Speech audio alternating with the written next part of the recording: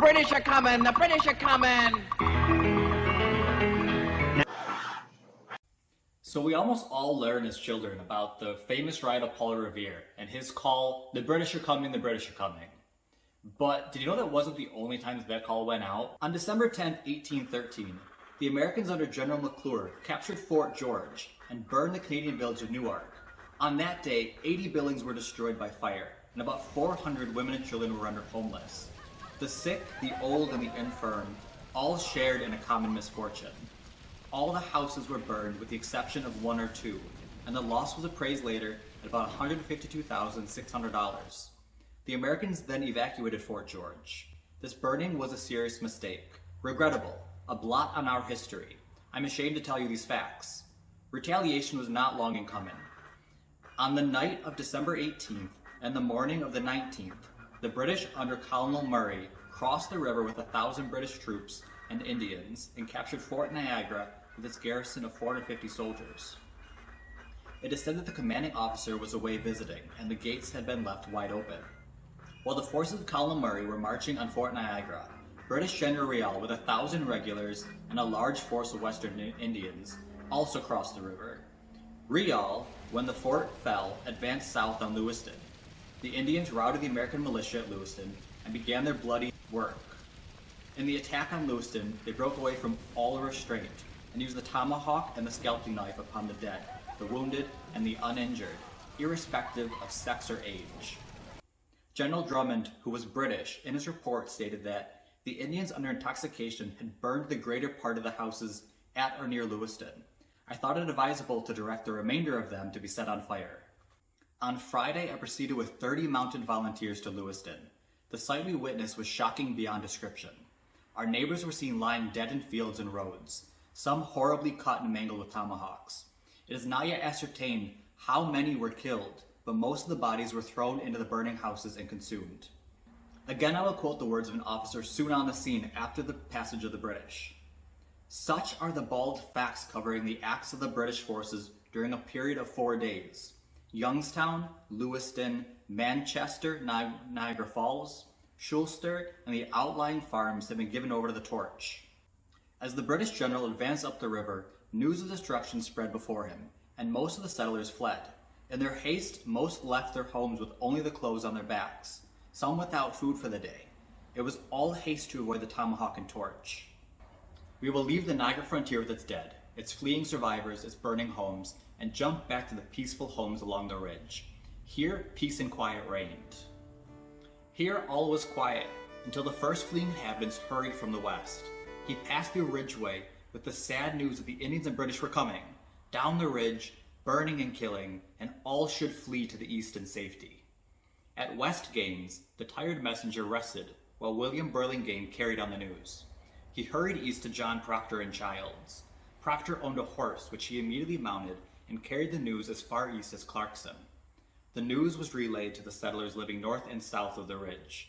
The notice sent out in December of 1813 was, "Gather at Gaines in the morning, with 2 days' ration, your flintlock, powder, and ball." It would be well to consider that our town Gaines, as we know it, had not been laid out. The militia of Captain McCarthy comprised of all males over 18 living along the ridge from Clarkson to the county line on the west, south to the swamp, and north to the lake. What made the men so responsive? The fear that the British and their Indian allies would continue eastward on the ridge, killing, burning, and destroying. Other settlers from the Niagara Frontier followed the messenger, adding details on what had happened. Most of the fugitives stopped only for food and rest, wishing to put more miles between themselves and the burning frontier. Should our settlers flee to the east in safety, or should a company of militia advance to the Niagara Frontier, and there help drive back the invaders? There was no meeting to decide, for all to go with the militia or not to go. Each man had a home, a wife, and maybe children to protect. Each saw the need. Each thought that united they had strength. Each man made up his own mind. Each prepared to go. Shortly after daylight, by twos and threes, the men began drifting into the area of the training ground. The early comers were those living close at hand. By 10 in the morning, most of the settlers had gathered at the rendezvous point near Gaines. Captain McCarthy spoke sharply to those present. "You are gathered to do military duty, to protect your homes and families from being destroyed by the British and Indians. Your work will not be easy. You may be asked to kill to prevent those invaders from killing your loved ones. If any man is sick or physically unfit to perform this duty, let him stand forth and state his condition. You are now under state authority and must obey all orders from your officers. Incredibly as it seems today, I find many instances of settlers walking 50 miles in a day. Remember, they spent all day on their feet, walking in their work. This was before the horse and buggy days. Everyone walked from necessity. It was a motley group that proceeded in single file up the ridge that brief December day. They had only their age in common, as most were young and only a few were middle-aged. Each carried a flintlock gun, but of several different makes and bores. Each had his powder horn and his own pouch of lead balls. Each had a blanket rolled up and slung over his shoulder. Each had brought from home a ration for 2 days. 3 kettles were slung on the backs of 3 militiamen for company use, while a 4th carried a small keg of gunpowder. As for uniforms, there were none. Each man came in his work clothes, for these were all they had. The nearest to a common uniform were the caps, for nearly all wore homemade coonskin caps. Footwear was always a problem for settlers. Most of them had worn out the supply of boots they had on when they came, and now they were only wearing homemade moccasins. A few were lined with fur on the inside, and generally it was squirrel skin. As to their coats and breeches, every material was represented: wool, hemp, and flax, with a few being clad in deerskin jackets. Many refugees from the Niagara region had fled down the ridge to safety, each telling of death and destruction just a few miles to the west. This filled the minds of the militia with indignation, fear, and hatred. Fear of what might happen to their homes and to their families. It quickened their steps, it tightened their grip on their guns, and made their eyes alert on the road ahead, expecting every mile to encounter the enemy or see ashes of homes destroyed by the British and their Indian allies. So the weary men picked up their guns and blankets, placed the kettles on the less weary shoulders, and started west on what is now known as Route 104. In another hour, the shadows began to lengthen fast. Then a halt was called. Small fires were kindled and water heated for tea. Each opened his package of food, each prepared his own meal. Most of the food packages contained corn or wheat with bread and portions of meat. After a short rest, the captain said, "We must be within 6 or 8 miles of that tavern called by the strange name of Molyneux. We will try to reach that shelter and spend the night there. Orrin Gleason, you lead the advance guard of our men. Keep your eyes open as we approaching the territory where the Indians may be roaming. Let there be no stragglers. The main body keep together." The men stepped off toward the sinking sun, each thinking of the folks back home and what the next day would unfold. Surely tomorrow would bring them upon the British soldiers. The sun seemed to sink faster in December than any other month. Twilight is the shortest at this time. Darkness was falling fast, and the captain hurried ahead of his scouts and instructed them with these words: "We must be nearing that tavern. It cannot be much farther. Stop at the first sign of it. Do not enter the clearing if there is one. Wait for the main body to come up." It was getting dark now, and their pace would be lessened. With half an hour, the main body overtook the scouts, who reported, "There is a clearing ahead, and on the other side, a dim light is glowing. What are your instructions, Captain?" Captain McCarthy replied, "All wait here. Make no noise. I will find out the conditions of things around the light." He dropped his blanket and other encumberment, grasped his gun, and slipped quietly into the darkness. Time seemed endless to the waiting men. Why did he not return? What was detaining him? Should they go see what the difficulty was? No, they would wait a little longer. He might shout if in trouble, so they waited. Suddenly and silently, out of the darkness, Captain McCarthy appeared. This was the news he related to the waiting group. I advanced cautiously on nearing the tavern. I could hear voices from many people and made up my mind a band of British were inside. Slowly I circled the cabin, thinking I would find a guard or two posted on the outside, but no one was found. I listened to the door and made sure their voices were British. There were 2 windows, one in each room. Slowly I approached the first window and looked in. There I saw the British soldiers drinking with their Indian friends. The next thought was how many soldiers and Indians were inside. I could not get an exact count, as some were where I could not see them. There must be at least 25, as in the corner I counted 25 stacked guns. In the group I saw at least 10 Indians, probably a few more. All seemed to be drinking the whiskey found in the tavern. Within an hour, the majority will be drunk or under the influence of drink. That is why no guard has been posted. Now my plan is this. We will give them a little more time for drinking. Then we'll enter the tavern. As we enter, the guns will be stacked on our left, while on our right will be the bar and the drinking soldiers. We will rush in, and form a line between the guns and the soldiers. Put fresh powder in your priming pans, and do not be afraid to shoot if any attempt is made to rush us. They may try to get to their guns. I will take 24 men into the tavern, and the remainder will surround the cabin. Watch the windows and do not let any escape. Cautiously they advanced the tavern. The guard was placed around the house. Before the door gathered 24 or more of the courageous. McCarthy lifted his hand and pushed the door open. The rush was on. Before the British realized the situation, a line of militiamen stood between them and their guns. The whoops of the Indians filled the tavern. One soldier made a dash for the guns, but Captain McCarthy knocked him to the floor. The Indians started to attack with their knives and tomahawk. The room was filled with thunder and several flintlocks. Smoke drifted into the space between the fighting men, and then all was still. When the smoke cleared away, the British were standing with raised hands, while the Indians were scowling from their corner. Captain McCarthy searched each prisoner for sidearms. Only the British officer bore any. The Indians tried to conceal their knives and tomahawks in their clothing. McCarthy would examine a brave and throw his weapon onto the floor at the foot of his men. Every Indian had a knife and a tomahawk.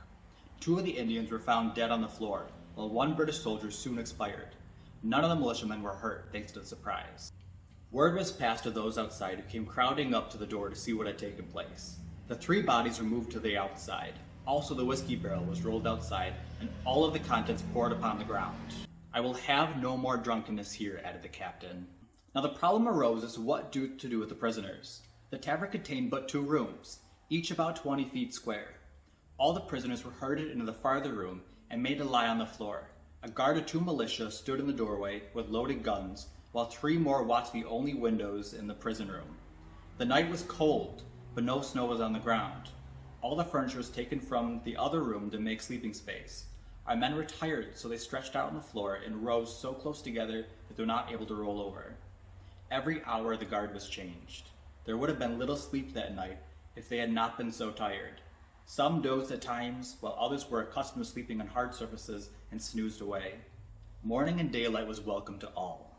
They proceeded but a short distance when they came to a clearing in which were the charred remains of a settler's home. As they proceeded westward, they passed many homes. All are reduced to ashes. The occupants were driven into the cold of December. Maybe a stray ox or pig lingered about his former habitation without food. These sights enraged the men of the ridge. They realized what might have happened to their homes if the British and Indians had proceeded farther east on that road. Here's an official list of the houses and barns burned at the following places. Youngstown, 9. Lewiston, 12. Schulster, 2. From Schulster to Tonawanda, 7. From Hustlers at Lewiston to Forsyth's, now Warrens on the Ridge, 21. After the disaster, the United States government made a complete inspection and recorded all homes destroyed and the whereabouts of the owners. I'll mention but the first 6 of the first 21 on the Ridge Road, starting east from the village of Lewiston. Mrs. Gardner, house and barn burned, husband killed, saved some of her property, but presumed to be in want. Herself and 3 or 4 small children in Ontario County. John Beach, house and barn burned, not in want, family in Ontario. Lamel Cook, house, etc. burned, not in want at Geneseo. Lothrop Cook, lived in the house with his father, had been sometimes sick and had his leg amputated, not well when Indians came over. Wife out of health, they have 3 small children, very poor, now in Geneseo, Ontario County. Ezra St. John, house burned and all his property destroyed, himself and family taken prisoners, since returned without anything, now in Cayuga County in want. Hugh A. Wilson, house burned and all his property destroyed, now in Ontario County in want. This all comes from Saga on the Ridge by Howard J. Pratt. The fugitives from Lewiston made their way up the Ridge Road and stopped at the widow Forsyth's tavern. Mary had been widowed for a few years now and had been operating the tavern solely. When Mary came out front to see what was happening, the villagers pled with her to flee with them east to safety. Mary, though, refused to leave her tavern. She did send her 2 boys with the villagers from Lewiston all the way to Leroy, where she had family who operated a tavern there. Little did she know that her father would join the fight in the War of 1812 and would die somewhere near Albany. Mary stayed And shortly thereafter, the Vermont cavalry arrived and took over Mary's Tavern as their headquarters and also as a provisions depot for the entire Niagara Frontier. Mary, as you may know, fell in love with the young Sergeant Ezra of the Vermont cavalry while he was stationed here, and he fell in love with her and this tavern and this area, so much so that he never returned back home to Vermont. Instead, he married Mary Forsyth and made her Mary Warren, and made Forsyth's Corners Warren's Corners as we know it today. Now, Mary's sons did indeed return after the war, having been the custody of her brother at the time.